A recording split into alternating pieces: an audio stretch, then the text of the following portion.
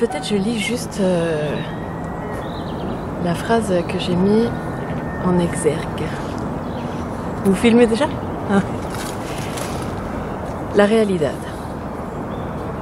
Et moi, sans poser de questions, je monte sur la moto et nous partons. Roberto Bolaño. Alors ça, c'est une phrase que j'ai mis en exergue.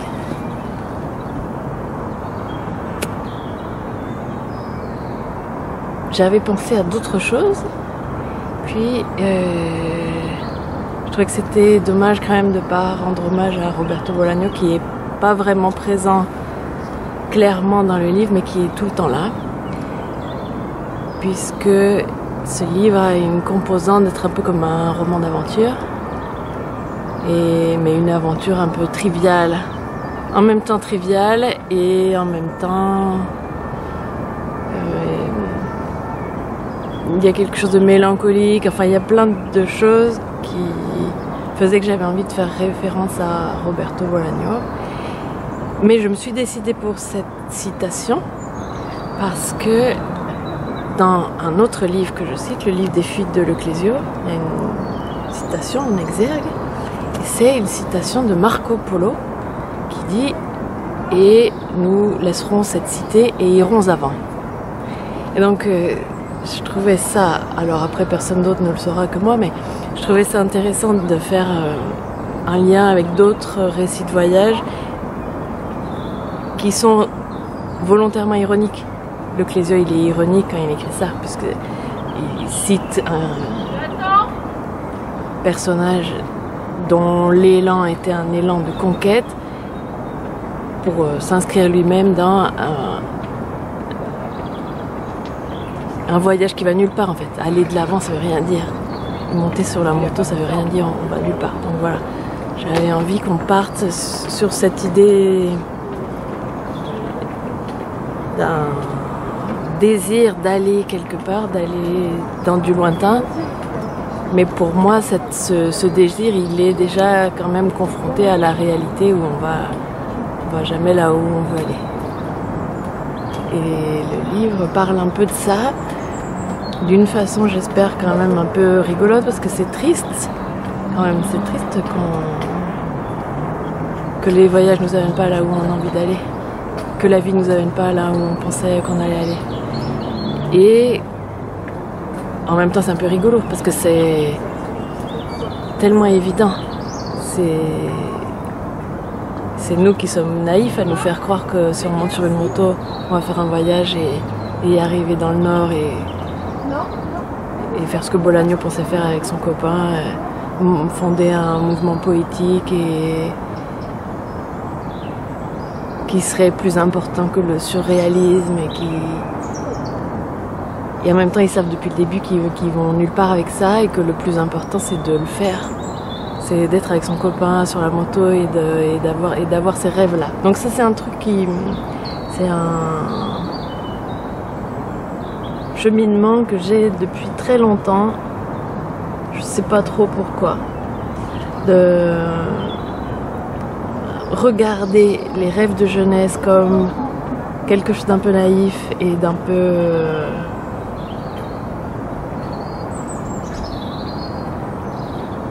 vain, et d'un autre côté d'avoir beaucoup de c'est pas de la nostalgie parce que je regrette pas, mais je cherche à sauver aussi cette innocence. Il y a les deux aspects. Et donc voilà, la réalité, ça raconte en tout cas au début, ça raconte cette innocence là, ces rêves que j'avais avec ma copine, et ça va vers les rêves que j'ai en moi, mais bon, c'est moi parce que c'était important que ça soit une personne en particulier, une sensibilité, une conscience en particulier, mais je sais pas si c'est important que ça soit moi. Bon bref, en tout cas c'est devenu ça au fur et à mesure de l'écriture du livre, et en tout cas ça va depuis cette jeune femme jusqu'au rêve que j'ai en étant une femme adulte.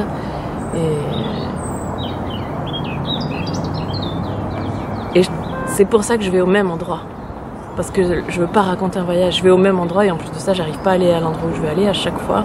Donc c'est pas comme un récit de voyage où tout d'un coup je vais décrire des trucs. Quelqu'un qui aurait envie de lire un livre sur le Mexique, et bien sûr qu'il sera déçu. Parce que je décris rien, je décris pas... De temps en temps, je joue avec le lecteur en disant bon ben alors c'est un récit de voyage, je vais vous raconter ce qu'on a mangé, on a mangé un truc avec plein de piments et tout ça. Mais justement je pense que le lecteur et la lectrice il le sait depuis le début que ça sera pas un vrai récit de voyage. Et que en tout cas je pense qu'en lisant les premières pages et tout ça, on abandonne cette idée du récit de voyage et on se laisse guider vers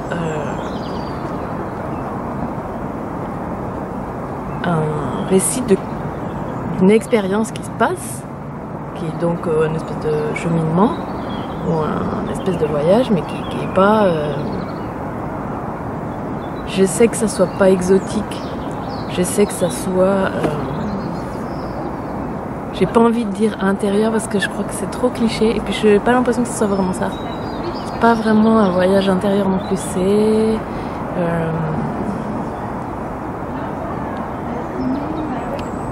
un voyage existentiel, on va dire, qui se double avec la trivialité de la vie quotidienne qui est effectivement d'aller quelque part avec quelqu'un, d'essayer de faire un truc, de rater son truc. Et voilà.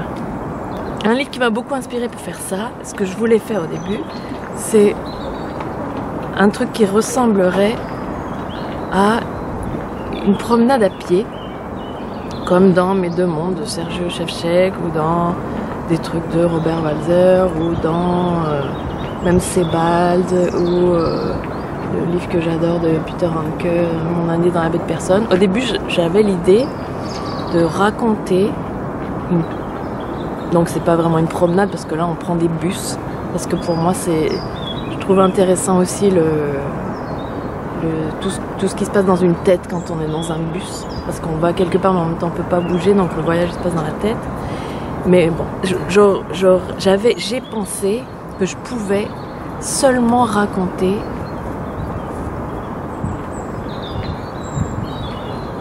un voyage au Chiapas et que toutes les autres choses que je voulais agréger allaient venir naturellement. Et ça s'est un peu produit, mais j'ai dû faire des parenthèses tellement grandes que le livre n'est plus ça. Le livre n'est pas la promenade que j'avais imaginée, où ça serait... Je pensais qu'il y aurait une bien plus grande part de choses très très précises et très concrètes. Mais au fur et à mesure que j'ai voulu raconter non seulement ce qui se passe dans la tête en même temps, mais en fait ça se passe pas tout le temps en même temps. Il y a aussi des choses qui se sont passées avant ou qui vont se passer après et que j'ai besoin de raconter pour que la texture de ce trivial, elle soit plus riche, qu'elle soit enrichie par toutes ces couches de vie. Parce que là, on est tous les deux assis sur ce truc et en fait, on est là. Moi, je suis assis là, vous êtes là en train de me filmer. Mais on vit autre chose. Vous êtes déjà venu plusieurs fois ici. Vous avez des souvenirs avec d'autres personnes dans ce même espace. Et bien sûr que votre promenade, elle est faite de ça. Elle est faite d'une vraie promenade et de plein d'autres choses qui sont vraies aussi, mais qui sont pas là. Donc, c'est très simple et en même temps c'est merveilleux et c'est très bizarre et on vit ça tout le temps. Et donc c'était sur ça que je voulais travailler dans ce livre. Sur toutes ces couches de vie qui se superposent tout le temps et qui deviennent très visibles quand on fait une promenade ou quand on fait un voyage ou quand on se déplace géographiquement, parce que je ne sais pas exactement pourquoi, mais je pense que on est obligé quand on fait un voyage ou quand on fait une promenade de penser au cheminement de sa vie. À un moment donné, il y a des choses très profondes qui viennent.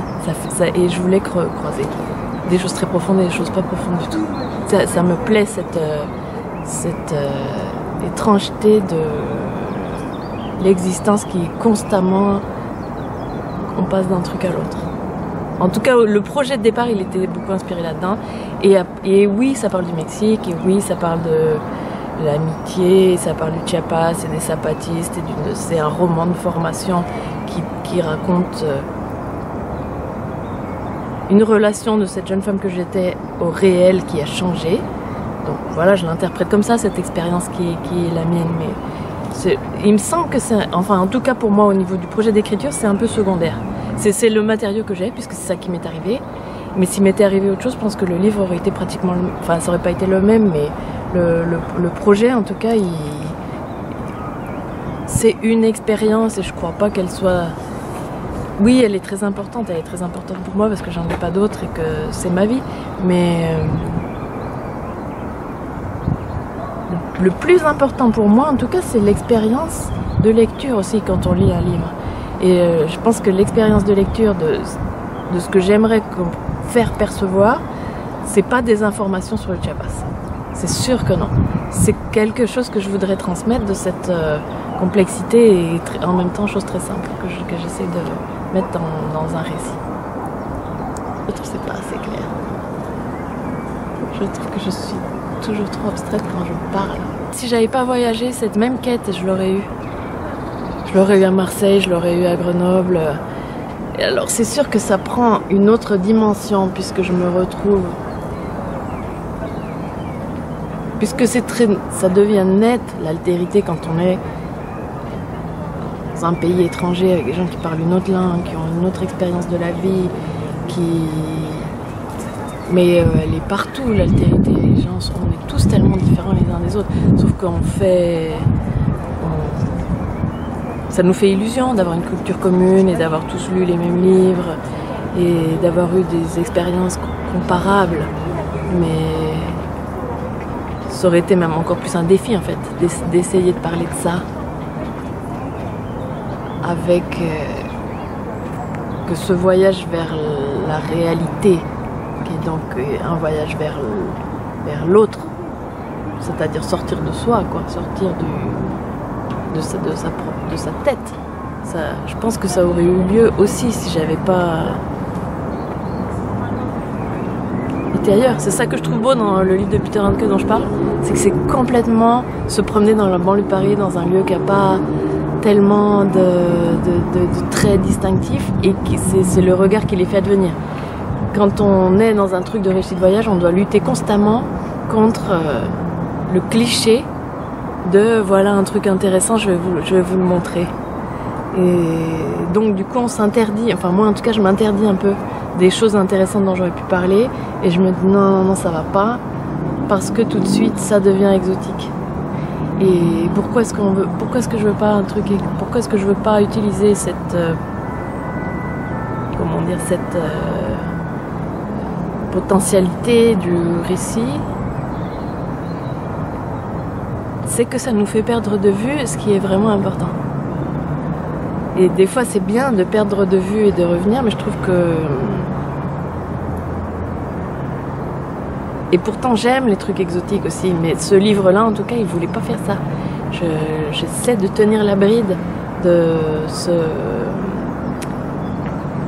regard exotisant pour plein de raisons. Aussi pour la raison dont on a parlé, que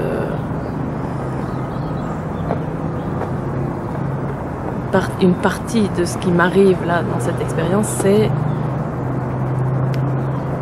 de comprendre la violence de ce regard exotisant, de comprendre je sais pas si je le comprends, mais je le perçois de mieux en mieux, en tout cas au fur et à mesure que le livre avance, que le temps avance dans ce pays-là qui m'était étranger, qu'il est de moins en moins, ou qu'il est différemment, parce que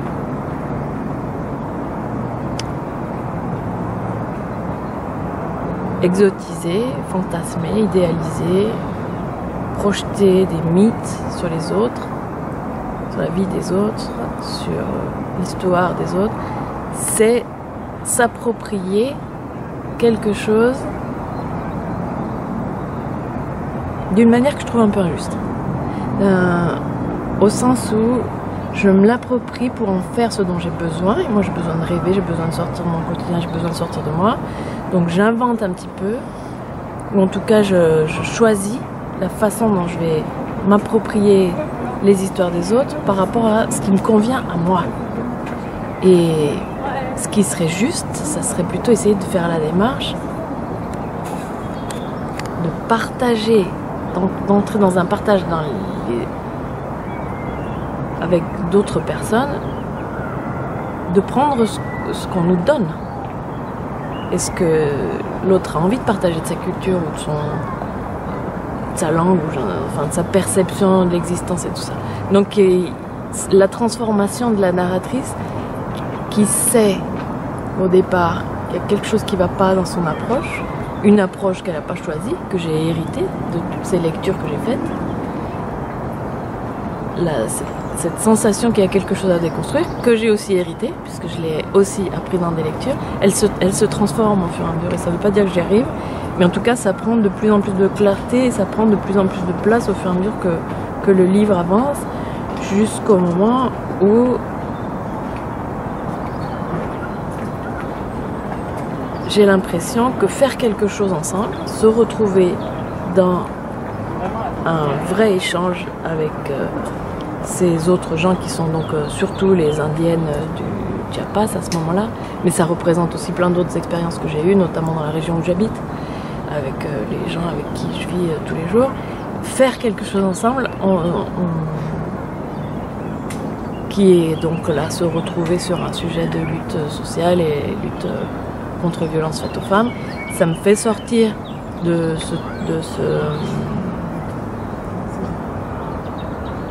c'est pas seulement un regard de ce mode d'approche, ce mode d'être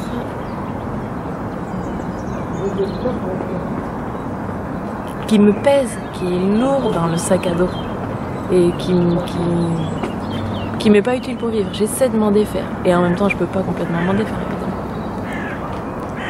Voilà.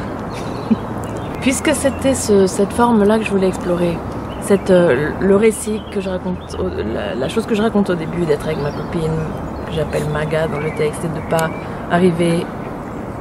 ne pas parvenir au terme de notre périple pour aller à un village qui s'appelle La Réalité. Et cette histoire qui dure quelques pages, où je suis avec une autre personne, où on marche dans une brume, à nouveau pour essayer d'atteindre un village.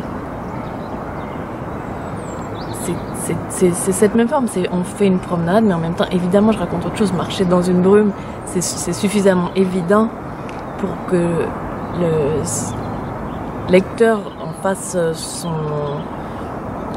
joue avec ça. C'est un jeu, c'est-à-dire qu'on est des jeunes gens qui ne savent pas où ils vont, mais c'est vrai, ça m'est arrivé. Et ça m'étonne toujours comment on sélectionne. C'est-à-dire, je raconte pas ça parce que ça m'est arrivé, je raconte ça parce que je m'en souviens. Pourquoi je m'en souviens? Parce que ça me parle, ça me dit quelque chose d'avoir marché dans une brume avec ce garçon que je vais connaître seulement quelques mois et qui va mourir ensuite dans des circonstances tragiques, et où il devient lui-même comme un fantôme de plus dans cette histoire. Et il l'était peut-être déjà au moment de cette promenade, et ça me semble évident de le raconter comme ça.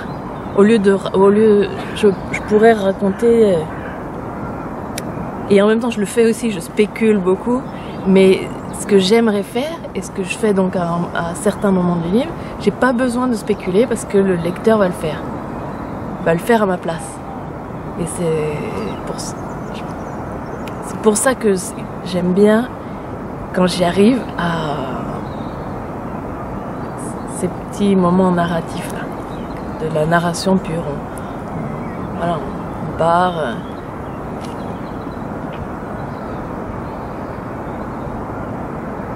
En plus, il meurt d'une overdose, et pendant cette promenade, il a pris de la drogue sans me le dire, et je m'en rends compte au fur et à mesure. Tout ça qui devient ultra signifiant, mais qui ne l'est pas exactement au moment où on le vit. Je pense que c'est pour ça que je me rappelle de ces histoires. Ou au contraire, c'est parce que il est arrivé quelque chose, et a posteriori, je vais chercher des explications, et je vais m'emparer de certains souvenirs qui correspondent à une explication qui fait un peu sens. Je suis toujours un peu dans une quête de sens. Il me semble que ça s'imbrique quand même dans le système avec les autres digressions. Et avec toute cette réflexion qu'il y a dans le livre sur les fantômes, sur les morts qui nous accompagnent, sur le compagnonnage qu'on a avec les gens qui sont pas là ou avec qui on dialogue. Donc il y a les auteurs, mais il y a aussi les êtres chers qui sont plus là. Donc je pense que c'est pour ça que j'ai laissé, parce que oui, il y a des raisons sentimentales à moi qui m'importent, mais je pense que c'est important aussi pour le livre, cette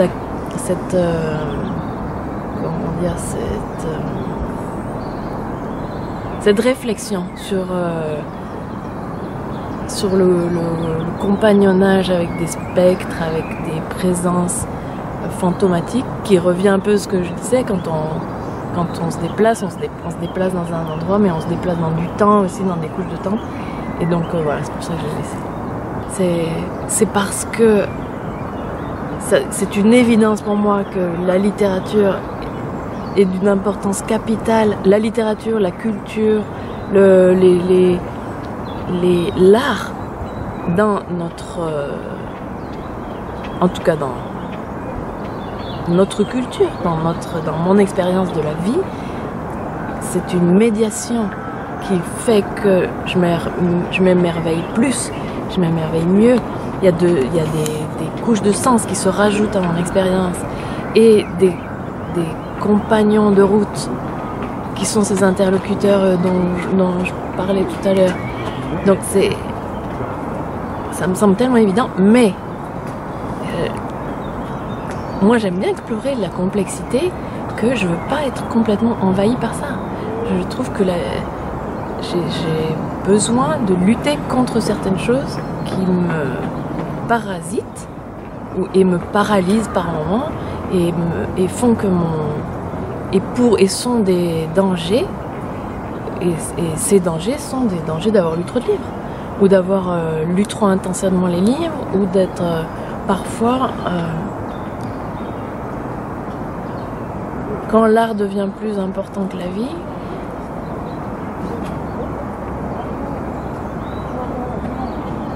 ça m'importe de déconstruire ça.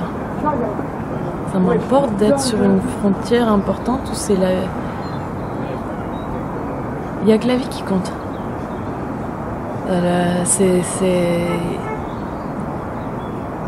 Donc voilà.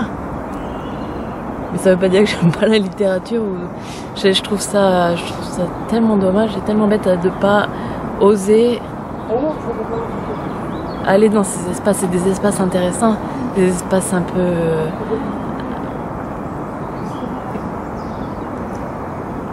un peu étrange. J'aime bien aller dans l'espace évident où je trouve ça chouette d'utiliser des citations des écrivains qui sont allés au Mexique et que j'avais lu et qui m'accompagnent évidemment. Et je peux pas faire autrement quand moi, avec mon petit sac à dos, je vais aussi au Mexique. Mais je pense que c'est aussi intéressant de se dire que j'ai dû lutter pour pouvoir faire en sorte que mon expérience ne soit pas amoindrie par le fait qu'il y a des grands poètes qui ont tout dit avant nous, ou qui ont tout vécu avant nous, ou qui... Par exemple, Artaud, c'est curieux, c'est... Des gens comme Artaud, c'est Rimbaud, non, des influences qui parfois nous paralysent. Et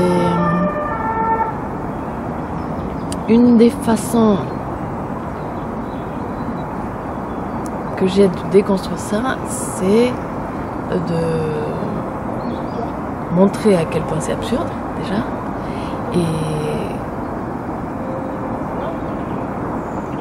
de le remettre dans un cadre un peu joueur, un peu... J'ai un très très grand respect pour Antonin Artaud, mais j'ai aussi le droit de quelque chose d'un peu indocile par rapport à mes maîtres, on va dire, ou je sais pas comment. Et moi je trouve que c'est émancipateur, ça l'est pour moi quand je vois... J'ai beaucoup de livres de critiques littéraires faits par les auteurs et c'est quand même souvent comme ça. C'est quand même souvent un peu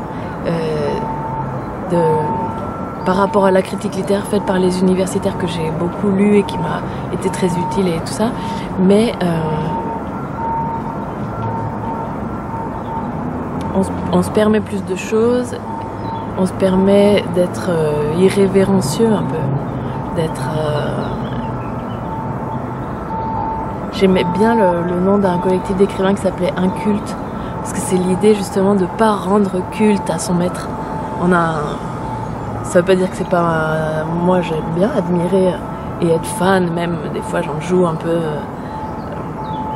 par rapport à certains auteurs, par exemple Bolaño qui est un auteur qui entraîne des fanatiques dont je fais partie. Mais faut pas aller trop loin là-dedans.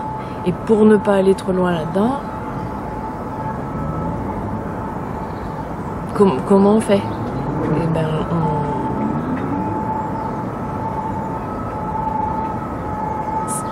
il me semble que s'amuser avec les grands concepts, s'amuser avec les grands auteurs, ça fait partie de ce côté un peu... je les aime et je m'en libère en même temps. J'ai du mal à expliquer ces trucs. C'est plus facile de le faire que de l'expliquer. Mais j'aime bien l'analyser aussi parce que ça me permet de comprendre ma frustration quand j'ai vraiment l'impression des fois que quand je parle, je déforme moi-même mes pensées. Ou en tout cas dans les interviews, je trouve assez horrible de lire des choses qu'on a dit, on les a dites, donc voilà, il faut que je l'assume, je l'ai dit, mais en même temps ça reflète, c'est faux. Et là, comme je fais des interviews, je suis beaucoup dans cette frustration et ça m'énerve puisque je le sais, donc je pourrais me préparer à l'avance, mais en même temps non. Il n'y a que quand on écrit qu'on arrive en fait, parce que quand il y a un truc qui est faux, on le laisse reposer et après, parfois, on le reprend et on arrive à le malaxer différemment et tout d'un coup, c'est vrai.